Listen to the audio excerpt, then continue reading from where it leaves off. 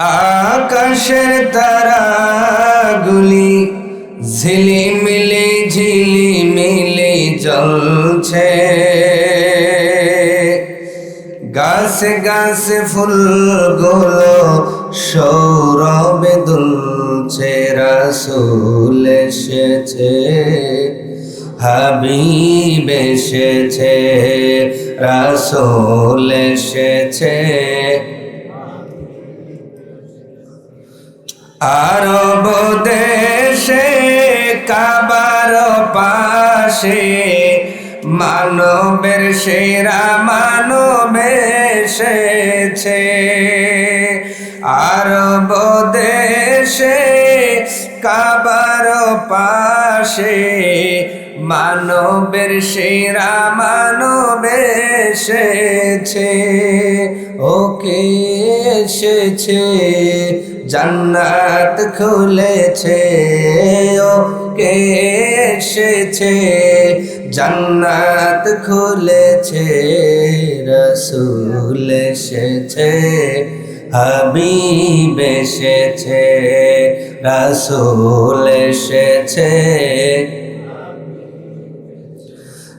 আকাশের তারাগুলি ঝিলিমিলি ঝিলিমিলি জ্বলছে, গাছে গাছে ফুলগুলো সৌরভে দুলছে। রাসূল এসেছে, হাবিব এসেছে, রাসূল এসেছে।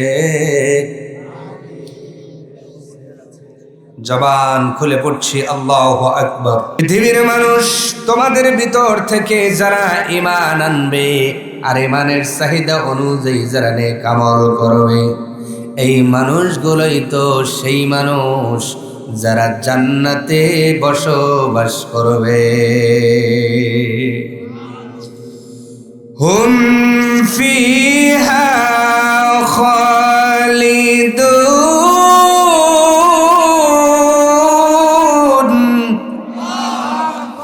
আল্লাহ রাব্বুল আলামিন বলেন, তারা কতদিন বসবাস করবে রে বান্দা বান্দে শোনো।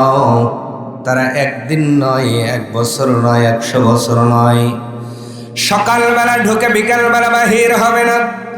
আল্লাহ রাব্বুল আলামিন ডাক বলে, এ বান্দা বান্দি, ঈমান আনার কারণে আর নেক আমল করার কারণে আমি আল্লাহ তোমাদেরকে যেই জান্নাত দান করব, ওই জান্নাতের মধ্যে 100 বছর 200 বছর নয়, হুম ফিহা খালিদুন। তারা সেখানে চিরকাল পর্যন্ত অবস্থান করবে। আওয়াজ তুলে জোরে বলা যাবে কি সুবহানাল্লাহ? আমার ভাইয়েরা, তার মানে কোরআনুল কারীমের সূরাতুল বাকারার 82 নম্বর আয়াতের সরল অনুবাদ দ্বারা এ কথাই বুঝতে পারলাম, জমিনের মধ্যে যেই মানুষগুলো ঈমান আনয়ন করবে আর ঈমানের চাহিদা অনুযায়ী যারা ভালো ভালো কাজ করবে, নেক আমল করবে, আমার আল্লাহ এমন একটা জান্নাতের বাসিন্দা তাদের বানায়া দিবেন, যেই জান্নাতের মধ্যে মানুষগুলো চিরকাল পর্যন্ত বসবাস করবে। জান্নাতের মধ্যে মানুষগুলো কোনোদিন মারা যাবে না। কয়টা গুণ লাগবে? সবাই বলেন কয়টা? আয়াত অনুযায়ী কয়টা? 1 নাম্বার হলো ঈমান। যদি বুঝে থাকেন বলেন 1 নাম্বার কি? ঈমান। ঈমান ঈমান ঈমান আছে যার, সব আছে। ঈমান নাই যার, কিছুই নাই তার মানে আপনি যদি কোটি কোটি টাকা দান সদকা করেন, মানুষের উপকার করেন, কিন্তু আপনি যদি ঈমানদার না হন, কোটি কোটি টাকা দান করেও আপনার আমলের মধ্যে কোনো সওয়াব হবে না। কিন্তু ঈমান আনার পরে আপনি 2 টাকা দান করেছেন, কয় টাকা? এই 2 টাকার সওয়াব যিনি দিবেন তিনি কে? আপনি ঈমান আনার পূর্বে মানবের কল্যাণে 100টা টিউবওয়েল গেড়ে দিয়েছেন, মানব জাতির কল্যাণের জন্য। 100টা টিউবওয়েল যে অবস্থায় গেড়েছেন, যেই অবস্থায় আপনি ইমানদার ছিলেন না, আমার ভাইয়ের বলেন তো একটা সওয়াব কি আপনার আমলে যোগ হবে? কিন্তু ঈমান আনার পরে টিউবওয়েল গাড়তে পারেন নাই, মানুষের জন্য পানির ব্যবস্থাপনাও করতে পারেন নাই, কিন্তু শুধুমাত্র একটা মানুষের এক বালতি পানি আপনি বাড়িতে দিয়েছেন। ঈমান আনার কারণে এই সওয়াবটাও আপনার আমলের মধ্যে আমার আল্লাহ ইনক্লুড করে দিবে। তাহলে বলেন তো ঈমানের দাম আছে না নাই? আসতে বলবেন না, জোরে বলুন আছে না নাই? ঈমানের কত দাম সাহাবা আজমাইন গুলো নিজের জীবন দিয়ে বুঝিয়েছেন। ঈমানের জন্য উম্মতে মুহাম্মাদীর প্রথম যিনি শহীদ হয়েছিলেন তার নাম হলো হযরতে সুমাইয়া রাদিয়াল্লাহু তাআলা আনহা। শুধুমাত্র কলেমার সাক্ষ্য দেওয়ার কারণে আবু জেহেল তার লজ্জাস্থানে এত জোরে বর্ষার আঘাত করেছিলেন, সুমাইয়া দুনিয়ার জমিন থেকে বিদায় নিয়েছেন। তবে বিদায় নেওয়ার পূর্বে আমার আল্লাহ জিবরাইল আলাইহিস সালামকে ডাক দিয়ে বললেন, ও জিবরাইল, আর দেরি করবে না, কলেমা পড়ে ঈমান আনার কারণে আমার সুমাইয়া শাহাদাত বরণ করবে। তার শরীর থেকে রূহটা বের হয়ে যাওয়ার পূর্বে আমার জান্নাতুল ফেরদাউসের একটা নকশা আমার সুমাইয়ার সামনে উপস্থাপন করে দাও। সুমাইয়া মৃত্যুর পূর্বে মুস্কি হাসলেন। আবু জেহেল ডাক দিয়ে বলে, কি রে সুমাইয়া, মৃত্যুর পূর্বে পাগলি হয়ে গেল নাকি? সুমাইয়া ডাক দিয়ে বলছে, আবু জেহেল, দুনিয়ার জমিনে আমি গরিব হতে পারি, অর্থহীন হতে পারি, আমি চাকরানি দাসী হতে পারি, কিন্তু আমার আল্লাহ মৃত্যুর পূর্বে আমার এই চোখে যা দেখাইছে আমি সবচেয়ে বড় সফল কাম হয়ে গেছি। আওয়াজ তুলে জোরে বলা যাবে কি সুবহানাল্লাহ? ঈমান আনার কারণে সুমাইয়া যেই জান্নাতে গেছে, ওই জান্নাত থেকে আল্লাহ কোনোদিন তারে বের করবেন নাকি? জোরে বলেন না, বের করবেন নাকি? আমরাও যদি ওই জান্নাতে যাই আমাদেরকেও কি আল্লাহ বের করবেন নাকি? ঈমান আনার কারণে বেলাল যেই জান্নাতের ভেতরে গিয়েছেন, ওই জান্নাত থেকে তাদের আর বের করা হবে না। ও নাদা গ্রামের মুসলমান, তার মানে বোঝা গেল ঈমানের বড় দাম, ঈমানের বড় দাম। একই মক্কায় একই মদিনায় মানুষ মারা গেছে। মক্কাতুল মুকাররমায় মারা গেল সুমাইয়া, সুমাইয়া জান্নাতি হয়ে গেছে। আর ওই একই মক্কায় মারা গেছে আবু লাহাব। দুনিয়ার জমিনে চাপা কবর দেওয়া লাগছে। কবরের মধ্যে বলেন তো আমার আল্লাহর শাস্তি আছে না নাই? একই দেশ, একই জায়গায় আল্লাহর খানায় কামা, একই মাটি, একই মাটির নিচে মানুষ ঘুমিয়ে আছে। অবস্থা কয় রকম? জোরে বলেন কয় রকম? একটা হলো জান্নাতি আর একটা জাহান্নামী। এই জন্য একদল ইমানদার আর একদল বেঈমান। আপনি আমি যদি সুমাইয়ার মতো, ও মহিলারা, সুমাইয়ার মতো করে যদি আপনি ইমানদার হয়ে যেতে পারেন, ভাই বাবাজিরা যদি বেলালের মতো ইমানদার হয়ে যেতে পারেন, চিরসুখী জান্নাতে যিনি প্রবেশ করাবেন মুসলমানের মতো, বলেন তো তিনি কে?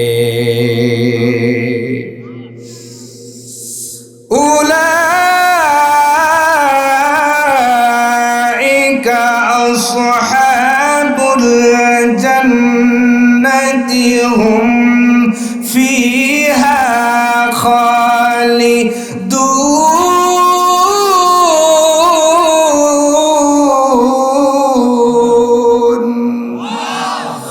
আল্লাহ রাব্বুল আলামিন বলেন, এক নম্বর তুমি যদি ইমানদার হয়ে যেতে পারো, আমি আল্লাহ তোমাদেরকে জান্নাতে প্রবেশ করাবো। তবে ঈমান আনার পরে বলেন তো কিছু ডিউটি আছে না?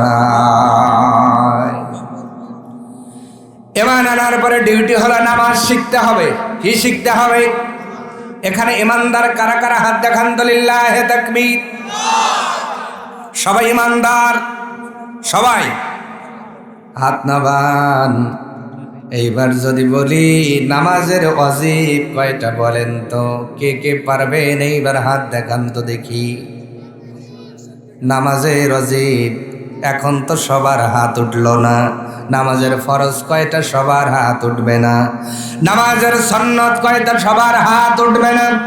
এখন যদি বলি জানাজার নামাজের চতুর্থ তাকবীরে বলেন ইমানদার, সবার হাত উঠবে? আপনি কিসের ইমানদার? সূরাতুল ফাতিহা বললে 3-4 জায়গায় ভুল হয়ে যাবে, আপনি ইমানদার। তার মানে বোঝা গেল ঈমান আনার পরে বসে থাকা যাবে না। ঈমান আনার পরে বলেন তো আমাদের ঈমানটারে পরিশুদ্ধ করার দরকার আছে না? আল্লাহর নবী আখেরি জামানার পয়গম্বর রাসূল আরবী সাল্লাল্লাহু আলাইহি ওয়াসাল্লাম মক্কাতুল মুকাররমায় কলেমার দাওয়াত দিলেন। নব মুসলিম যারা হলেন তাদেরকে কোরআনের ট্রেনিং দেওয়ার জন্য, নামাজের ট্রেনিং দেওয়ার জন্য, সুন্নতের ট্রেনিং দেওয়ার জন্য নবীজি একটি মাদ্রাসা গঠন করলেন। কি গঠন করলেন? কি গঠন করলেন? যেইটা মুসলমানদের ইতিহাসে প্রথম মাদ্রাসা, উম্মতে মুহাম্মাদের ইতিহাসে প্রথম মাদ্রাসা। এই মাদ্রাসার নামটা জানার দরকার আছে না নাই? আসতে বলেন কেন? আছে না নাই? আমরা হলো নবীজির উম্মত। এই যে নাদা হাফিজা মাদ্রাসার প্রোগ্রামে আসলেন, তাহলে আমাদের মুসলমানদের উম্মতে মুহাম্মাদের প্রথম মাদ্রাসা, এই নামটা জানার দরকার আছে না? বলবেন? কেউ পারেন? কেউ জানেন? মুসলমান দাবি করে কিন্তু সর্বপ্রথম মাদ্রাসা মক্কাতুল মুকাররমা। আল্লাহর নবী কলেমার দাওয়াত দিতেছিলেন। যারা নবীজির হাতে হাত রেখে কলেমা পড়েছেন তারা তো নামাজ এখনো শিখে নাই, তারা কোরআনও শিখতে পারে নাই। এই শিক্ষা দেওয়ার জন্য নবীজি আপনার সাফা পাহাড়ের পাদদেশে আপনার হযরতে যায়েদ ইবনে আরকামের বাড়িতে একটি মাদ্রাসা খুললেন, যেইটা উম্মতে মুহাম্মাদের সর্বপ্রথম মাদ্রাসা। যেই মাদ্রাসার নাম নবীজি দিয়েছেন দারুল আরকাম। সুবহানাল্লাহ। মনে থাকবে? কি নাম বললাম? বলেন, আবার বলেন, আবার বলেন, মুখস্থ করে বলেন দারুল আরকাম। যায়েদ ইবনে আরকামের বাড়িতে যেই মাদ্রাসা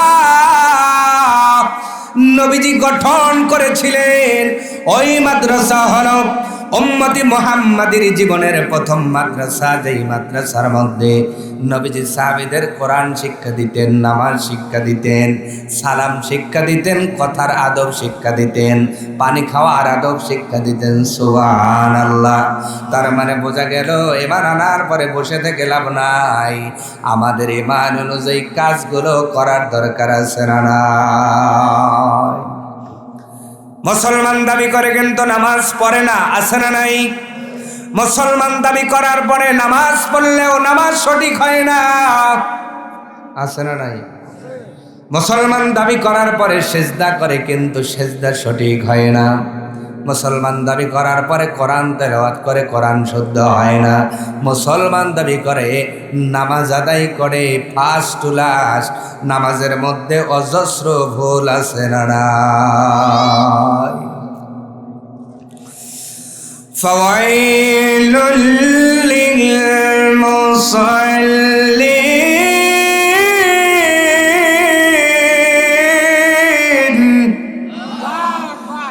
আল্লাহ রাব্বুল আলামিন এই জন্য বললেন, দুনিয়ার জমিনে এমন নামাজি আছে যারা নামাজ পড়ে কিন্তু নামাজে আল্লাযীনা হুম আন সালাতিহিম সাহুন। ওই যে ঈমান আনছে, ঈমান আনার পরে মনে করছে আমরা নাজাত পেয়ে যাব না। ঈমান আনার পাশাপাশি নবীজির সাহাবীদের মতো করে সব কিছু ট্রেনিং নিয়ে সত্যিকারে মুসলমান হওয়ার দরকার আছে না? পিওর মুসলমান হওয়া লাগবে। এই কথাটা কার? আসতে বলে, আবার বলেন, ওয়ালা তামুতুন্না ইল্লা ওয়া আনতুম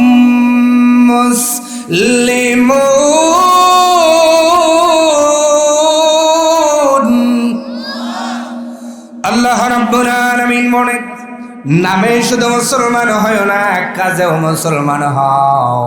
তার মানে আমি ঈমান আনার পরে আমার ডিউটি শেষ হলো না, ঈমান আনার পরে ডিউটি বলেন তো আছে না নাই? আল্লাহ তাআলা কথাই বলেন বান্দারে, ওয়াল্লাযীনা আমানু, যারা ঈমান আনয়ন করলো, ওয়া আমিলুস সালিহা, এবং ঈমান আনার পরে যারা ওই ঈমানের চাহিদা অনুযায়ী নেক আমল করলো। তার মানে ঈমান এনেই তারা বসে থাকলো না, ঈমান আনার পরে ঈমানের চাহিদা অনুযায়ী যারা নেক আমল করবে উলাইকা আসহাবুল জান্নাহ, এরাই কেবল জান্নাতের অধিবাসী হবে। অথচ আযানের পরে অনেক ইমানদারকে সরিষার খেতে পাওয়া যায়, কথা বলে না। আযানের পরে অনেক মুসলমান ইমানদারকে আলুর খেতে পাওয়া যায়, আযানের পরে অনেক মুসলমানকে ক্ষীরার খেতে পাওয়া যায়, কথা কন। এলাকায় কি ক্ষীরা নাই? আরো জোরে। ক্ষীরা তোলা লাগবে, এই তাগিদে রাত 4টায় ক্ষীরার খেতে হাজির।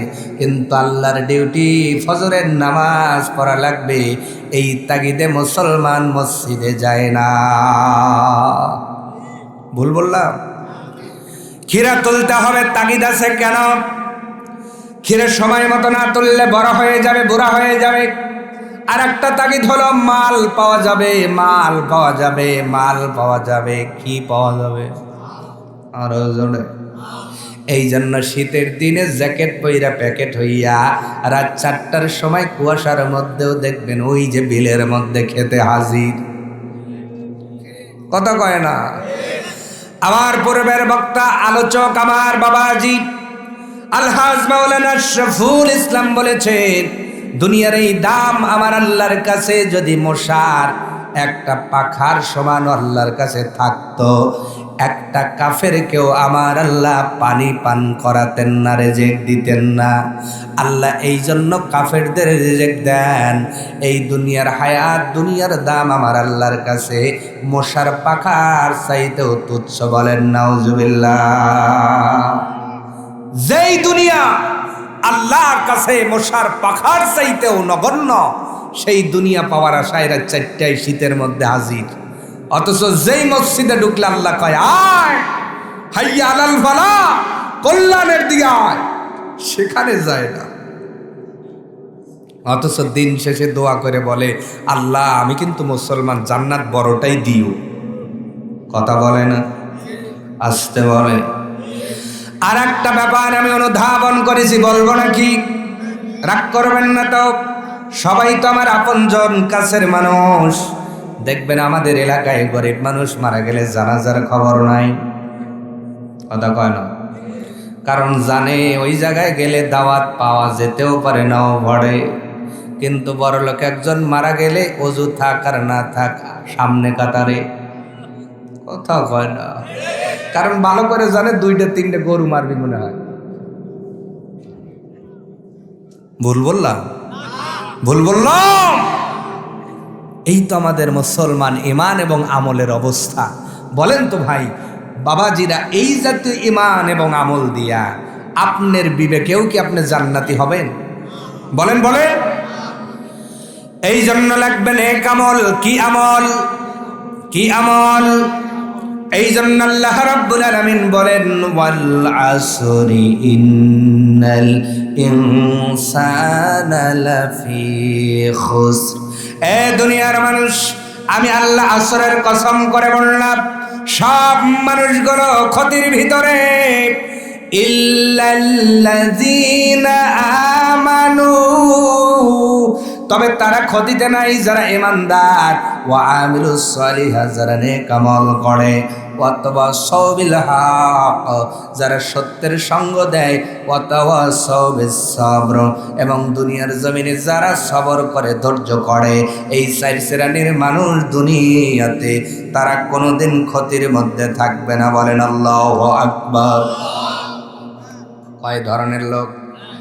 1 নাম্বার ইমানদার, 1 নাম্বার, 2 নাম্বার নেক আমলদার। তার মানে সূরা আসরের মধ্যেও নেক আমলের বয়ান পাইলাম। এবার নেক আমল কারে বলে? শুধু নামাজ আমরা নেক আমল মনে করি, শুধু আমরা হজকে নেক আমল মনে করি, শুধু মাদ্রাসা বানানো নেক আমল মনে করি? না না না, আপনি যখন একজনের সাথে উত্তেজিত হয়ে কথা বলতেছেন, ওই সময় আপনার জবান দিয়ে যেন অশ্লীল বাক্য বাহির না হয়, এই যে জবানটারে হেফাজতে রাখলেন, এটাও বড় একটা নেক আমল। বলেন সুবহানাল্লাহ। আজকে পারেন?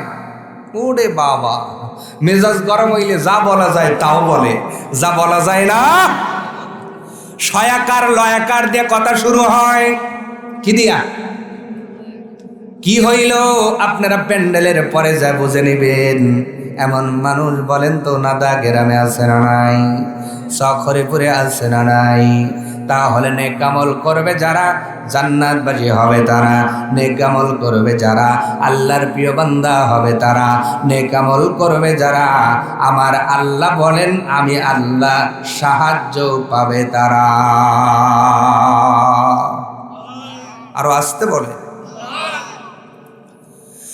লা খাউফুন আলাইহিম ওয়ালা হুম ইয়াহজানুন।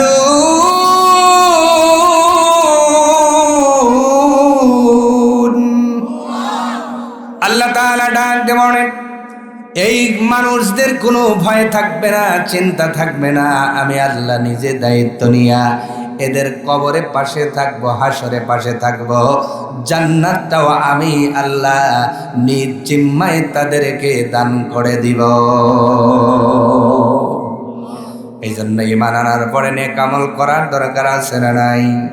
আসতে বলেন কেন? আছে না নাই? নেক আমল বোঝানোর জন্য সহিহ বুখারীর মধ্যে একটি ঘটনা বর্ণনা করা হয়েছে।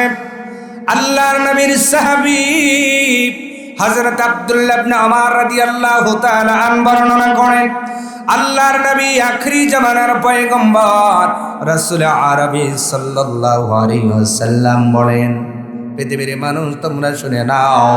সাহাবীদের ডাক দিয়ে বললেন, সাহাবীরা, তোমাদের পূর্বে একটা জাতি বসবাস করত, তাদের মধ্যে 3 জন বড় বন্ধু ছিল। কি ছিল? কি ছিল? খুব অন্তরঙ্গ বন্ধু। এমন বন্ধু বলেন তো আমাদের মধ্যে আছে না নাই? খাবার খায় বাড়িতে, পিক ফালায় বন্ধুর বাড়িতে, আছে না নাই? খাবার খায় নিজের বাড়িতে, পিক ফালায় বন্ধুর বাড়িতে। বাজারে গেলেও বন্ধু, হাটে গেলেও বন্ধু, বিয়াতে গেলে বন্ধু। বিয়ার দাওয়াত দিছে, ফোন দিয়ে কয় আমার বন্ধুরে দাওয়াত না দিলে আমি যাব না। পিঠা খাওয়ার দাওয়াত দিছে, ফোন দিয়ে বলে আমার বন্ধুরে দাওয়াত না দিলে যাব না। বিয়ে করতে যাবে, শ্বশুর বাড়ির থেকে আগেই পারমিশন দিছে, আমার 3টা বন্ধু আছে, যদি দাওয়াত না দেন আমি বিয়ে করতেই যাব না। বুঝাইতেছি বন্ধু গাঢ় হয় কত প্রকার। এই যে গাঢ় বন্ধু, যেই দিন আপনি মারা যাবেন, কোনো বন্ধু কি বলবে আমার বন্ধু কবরে, আমি কবর ছাড়া বাড়িতে যাব না? বলবে? আস্তে যারা বলেছেন তাদের মনে হয় বলবে, বলবে, বলবে। ওই দিন বন্ধু আগে আগে দৌড়াইয়া বাড়িতে চলে আসবে। তার মানে হায়াত আছে, যতক্ষণ বন্ধুত্ব ফুরায় গেলে বন্ধুত্ব আর থাকবে না। ও নাদা শখরিপুরের মুসলমান, তাহলে বলেন তো জেনে বুঝে বন্ধু বানানোর দরকার আছে না নাই?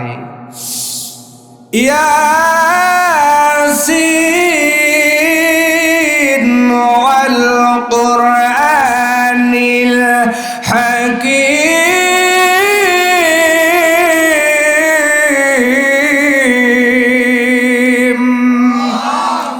সূরাতুল ইয়াসিন ডাক দেয়া বলে, পৃথিবীর মানুষ, তোমরা দুনিয়ারে মানুষে বন্ধু না বানাইয়া যদি আমি সূরা ইয়াসিন আমারে বন্ধু বানাতে পারো, আমি মরণের সময় তোমার কষ্ট লাঘব করে দেব।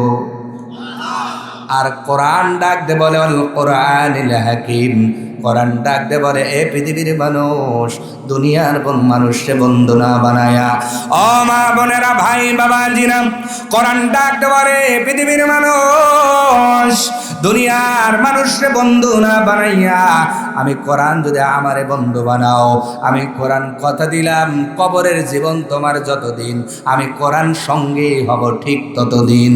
তোমার কবরের মধ্যে দুনিয়ার কোনো বন্ধু যদি না থাকে, আমি কোরআন তোমার পাশে থাকব। এই জন্য কোরআনটারে বন্ধু বানানোর দরকার আছে না নাই? আমার ভাইয়েরা, কোরআন বন্ধু হবে তাদের, কোরআনকে মহাব্বত দুনিয়ার জমিনে যারা করবে, কোরআনকে বন্ধু হিসেবে পাবে তারা, কোরআনকে মহাব্বত করবে যারা, কবরে কোরআনকে বন্ধু হিসেবে পাবে তারা, কোরআনের জন্য স্যাক্রিফাইস করবে যারা, কবরের মধ্যে কোরআনকে বন্ধু হিসেবে পাবে তারা, কোরআনের জন্য ময়দানে কাজ করবে যারা, কোরআনকে আখিরাতে বন্ধু হিসেবে পাবে তারা, কোরআনের আয়াতগুলো মুখস্থ করে কলবের মধ্যে ধারণ করবে যারা, পুলসিরাতের মধ্যে কোরআনকে বন্ধু পাবে তারা, কোরআন ওয়ালাদের পাশে দুনিয়াতে থাকবে যারা। এখন সুবহানাল্লাহ বলা লাগবে না, পকেটে রাখে থাক। তিনটা বন্ধুর কথা বলতেছিলাম, মনে আছে? কথাটা কি আমার? বলেছেন মুহাম্মাদুর রাসূলুল্লাহ সাল্লাল্লাহু আলাইহি ওয়াসাল্লাম ডাকতে বলেন, আমার সাহাবীরা শোনো, ইতিপূর্বে গোষ্ঠীর মধ্যে তিনজন বন্ধু ছিল, অন্তরঙ্গ বন্ধু। একটা জায়গায় বেড়াতে গেছেন, ঘুরতে গেছেন, ঘোরাও শেষ, বেড়ানো শেষ, বাড়িতে আসবেন, হঠাৎ করে পশ্চিম আকাশে মেঘ ধরে গেল। তিনটা বন্ধু গর্তের মধ্যে চলে গেছে।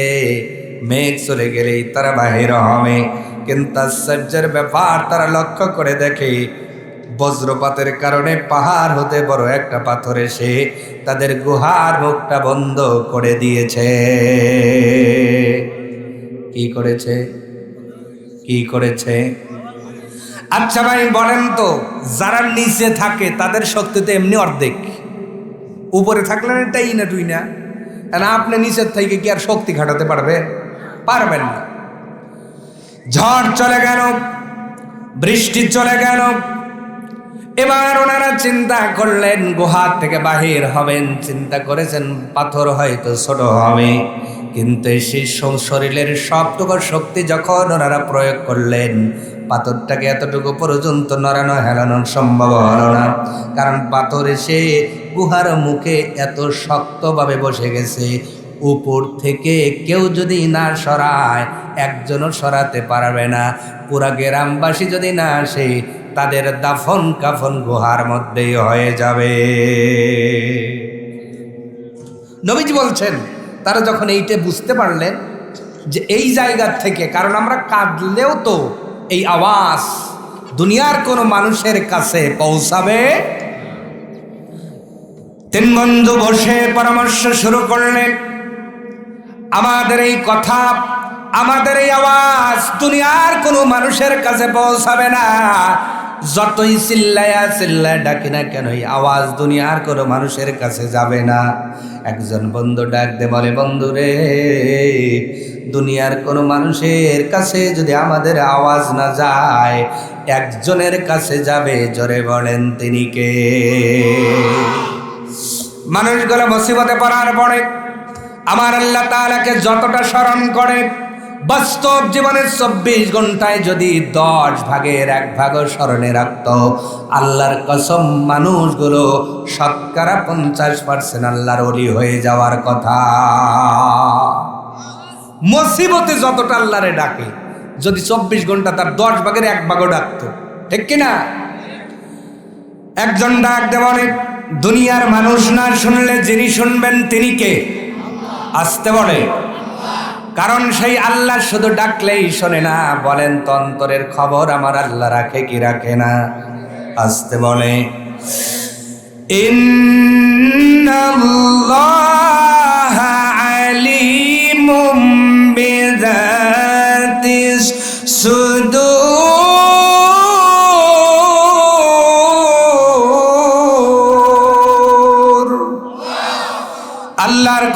ডাক দে বলে, পৃথিবীর মানুষ, তোমরা যেই রবকে ডাকো ওই রব শুধু ডাকলেই শোনে না, তোমার অন্তরের খবর রাখে। একটা বন্ধু ডাক দে বলল, বন্ধু রে, আল্লাহরে ডাকা ছাড়া এখন কোনো কায়দা নাই। একজন বন্ধু ডাক দে বলল, যেহেতু আমলটা আমাদের নাজাত দিবে আখিরাতে, তাহলে মনে হয় আমাদের নেক আমলের কথা যদি আল্লাহ তাআলারে বলি, আল্লাহ রাব্বুল আলামিন আমাদের আমল যদি কবুল করে, হয়তো এই মুসিবত থেকে আমাদের মুক্তি দান করে দিতে পারেন। এই চিন্তা করে সব বন্ধু পরামর্শ করে বলল যে, যারা জীবনের সবচেয়ে ভালো আমলের কথাগুলো আল্লাহ তাআলার কাছে তুলে ধরো, কারণ আল্লাহ চাইলে পাথর সরবে, অন্যথায় এখান থেকে বের হওয়ার কোনো বুদ্ধি নাই। সম্মানিত হাজিরিন, এবার প্রথম বন্ধু নবীজি ডাক দেওয়ার প্রথম বন্ধু বলা শুরু করলো। কোন বন্ধু? কোন বন্ধু? প্রথম বন্ধু বলা শুরু করলো, আল্লাহ তাআলা, আমি আমার জীবনে একটা ভালো আমল করেছি। কি আমল ভাই? এই দিকে তাকান। মেহমান আসলে তো দেখতেই পাবেন, ওনারা আপনাদেরকে দেখা দিবেন জন্যই তো আসতেছে। ঘাটটা ঘুরায় দেখে লাভ কি? ওই যে ওয়াতাওয়াসাউ বিল হক ওয়াতাওয়াসাউ বিস সবর, সবর করেন, ধৈর্যের ফলটা মিষ্টি হয়। ধৈর্যের ফল কি হয়? আসতে বলে, ধৈর্যের ফল কি হয়? মিষ্টি হয়। সম্মানিত ভাইয়েরা, কথা বলতেছিলাম কার কথা? তিন বন্ধুর কথা।